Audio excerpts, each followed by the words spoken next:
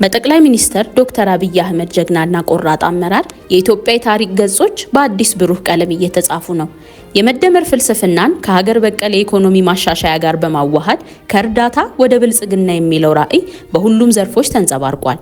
በግብርናው ዘርፍ እየመጡ ያሉ ተአምራዊ ለውጦችና አስገራሚው የስንዴ ምርት አብዮት ሀገሪቱን ከእርዳታ ተቀባይነት ወደ ላኪነት የቀየረ ሲሆን ይህ የግብርና ድል ደግሞ ኢትዮጵያ የአፍሪካ ፈጣን እድገት መሪ መሆኗን አረጋግጧል። በለውጡ ማግስት ኢትዮጵያ 47 ሚሊዮን ኩንታል ታመርት ነበር።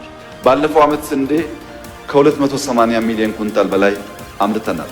በሪፎርሙ ማግስት የኢትዮጵያ የሩዝ ምርት 1.5 ሚሊዮን ኩንታል ነበር።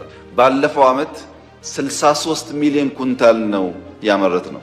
በዓለም አቀፍ ደረጃ ትኩረት ያገኘው የአረንጓዴ አሻራ መርሃ ግብር ደግሞ የአካባቢ ጥበቃን ከኢኮኖሚ እድገት ጋር ማጣመር እንደሚቻል ለአህጉሪቱ በተግባር አሳይቷል።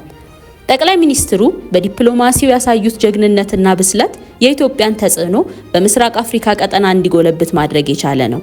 የሀገሪቱን ገጽታ የለወጡ እንደ ኮሪደር ልማት ያሉ ዘመናዊ መሰረተ ልማት ፕሮጀክቶች መጀመራቸው በቱሪዝም ሴክተሩ ትኩረት ተሰጥቶት እየተሰራ ካለው ስራ ተያይዞ ኢትዮጵያ ከጥንታዊ ታሪኳ ባልተናነሰ መልኩ በዘመናዊነቷም ዓለምን መማረክ እንደምትችል አስመስክሯል። በጠቅላይ ሚኒስትር አብይ አህመድ ጠንካራ መሪነትና ቆራጥነት ኢትዮጵያ አሁን ባሳየችው ድንቅ ስኬት ለመላው አፍሪካ አይኮኒክ ሀገር መሆን ችላለች። ከስንዴ ሜዳ እስከ ዲጂታል ምህዳር ድረስ የታየው የዘርፎች ትስስር ያለው እድገት የአፍሪካውያንን ተስፋ ያጎናጸፈና በራስ የመተማመን ስሜትን ያጎለበተ ነው። ኢትዮጵያ በሀገር በቀል መፍትሄዎችን መሰረት በማድረግ ያሳየችው ይህ ታላቅ ለውጥ መላው አፍሪካ የራሱን እድል በራሱ መወሰንና ወደ ብልጽግና መጓዝ እንደሚችል የሚያሳይ ሕያው ምሳሌ ነው። ኢትዮጵያ አዲስ የብልጽግና ምዕራፍ መክፈቷን የሚያበስር አስደናቂ ጉዞ ነው።